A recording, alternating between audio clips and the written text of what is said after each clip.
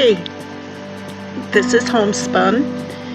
I'm just sitting here enjoying the beautiful weather outside, and wanted to do a little trial run on this computer with the video.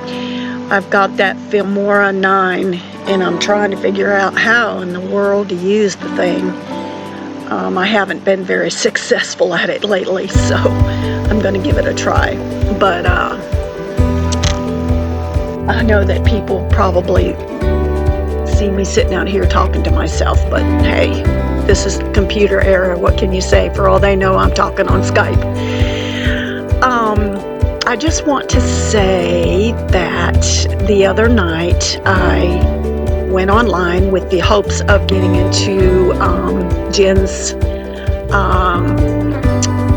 channel to watch her mother with the crochet corner, and I guess they were having technical difficulties, and I think YouTube as a whole has been having some problems, so they were going to come on, I guess, again tonight, but I went to the site and gave myself the reminder that you can click on, and I didn't. Nothing happened. And so there were some comments that were being displayed, but the video, the live video, and whatever they recorded previous was not available for viewing purposes. But I did go on the other night, and I have to tell you, my heart was just shattered for Jen because of what has been transpiring. And I know there's been, you know, a lot of comments, a lot of opinions, a lot of, you know, thoughts regarding this battle of the channels. This battle between the nasties and the Hitlers and the liars, and all this name calling that's been tossed back and forth. And but when Jen started crying, I couldn't hardly stand it. My heart broke. It really did. And like I said, I'm not, maybe I'm guilty for having gotten involved when I should have kept my nose out of the situation. And I don't think I've contributed a lot to the drama per se, but I just feel so sad for Jen and for Sam, because Sam had a meltdown. Well, a slight meltdown. I'm not going to say it was really bad, but you know, these two sweet girls have really been through a lot. But I watched another video that was presented recently, and I'm sorry, I wish I could remember the channel name, and I apologize, and I'll get more familiar with everyone as time goes on, but she opened up her comments with several good quotes, and which I really enjoy. I have a tendency to use quotes myself, and in a nutshell, she was expressing what she thought, you know, about this drama thing. And, you know, when you relinquish your power to other people, that is where you're going to get in trouble. You do not have to be trodden upon unless you choose to, I don't know how to put it, because it sounds negative, because, you know, it's been said, well, we keep trying to ignore it. We keep trying to suppress it. We keep trying to move past it, but yet it's in our face all the time. But it's petty. It's becoming redundant, and it's petty, and it's time to, if it can't be reconciled, if there can't be a resolution, then it's just time to just move on. You know, I worked in a setting with a young girl that was training under me, I guess you could say, although she was supposedly far more educated than I was. I was working as a daycare teacher, and she was in her 20s. And it wasn't just because I was older that I felt I was superior to her, but it just seemed like no matter what I did or how I said it, it just came off as if to her I was trying to tell her what to do. And I was not trying to tell her what to do. Her major was English. Her major had nothing to do with childcare. And so in the childcare business, there are stringent, there's protocol that has to be followed, set down by the state, depending on where you're from. So in North Carolina, we had strategic, things that we had to accommodate based on state regulation. And she didn't like the fact that I would, not really correct her, and I was very diplomatic. I don't like telling people what to do and how to do it. And, it's got to be my way or the highway or, whatever. But, I was trying to teach her the protocol so she would at least know, the regulations and the rules and the standards.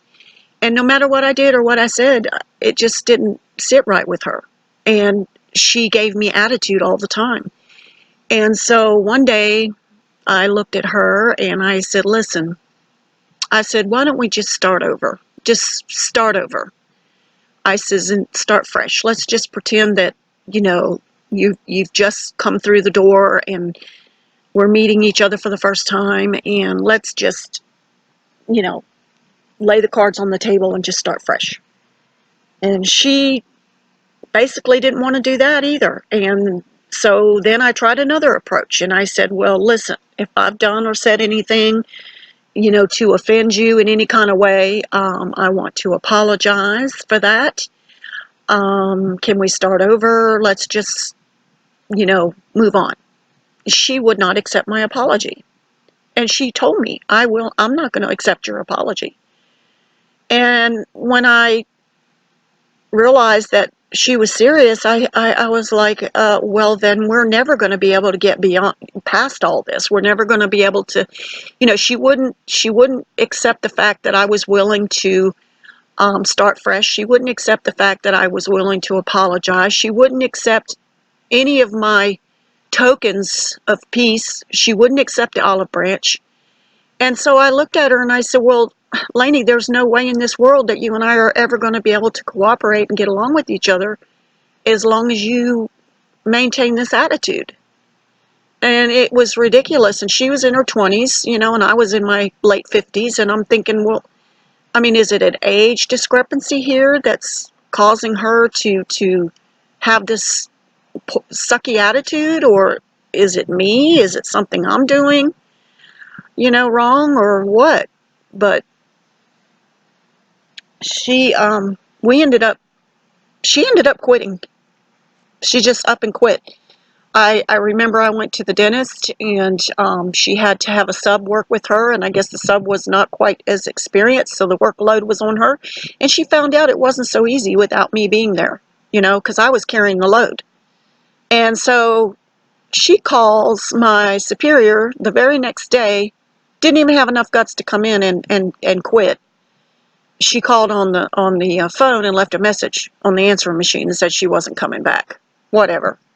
So, there are times when no matter how hard you try, no matter how hard or how determined you are to make things right or to try to make peace, it's just not going to happen.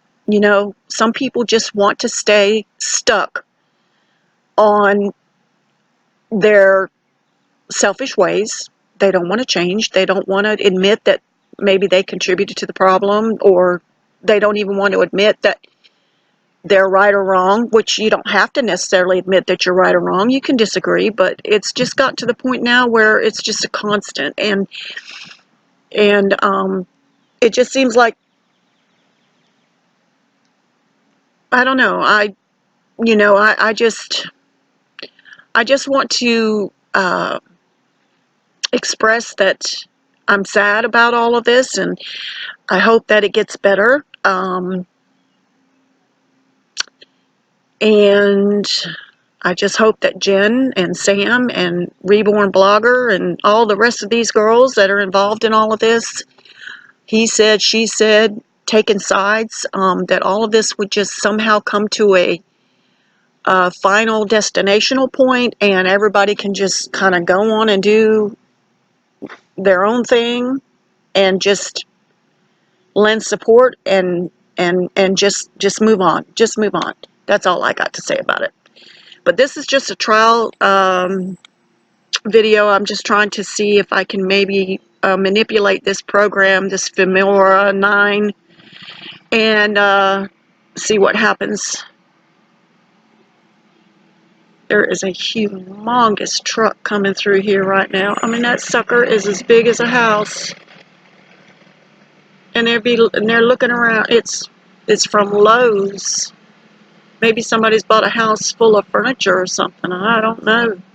They're obviously looking at numbers on the apartments. I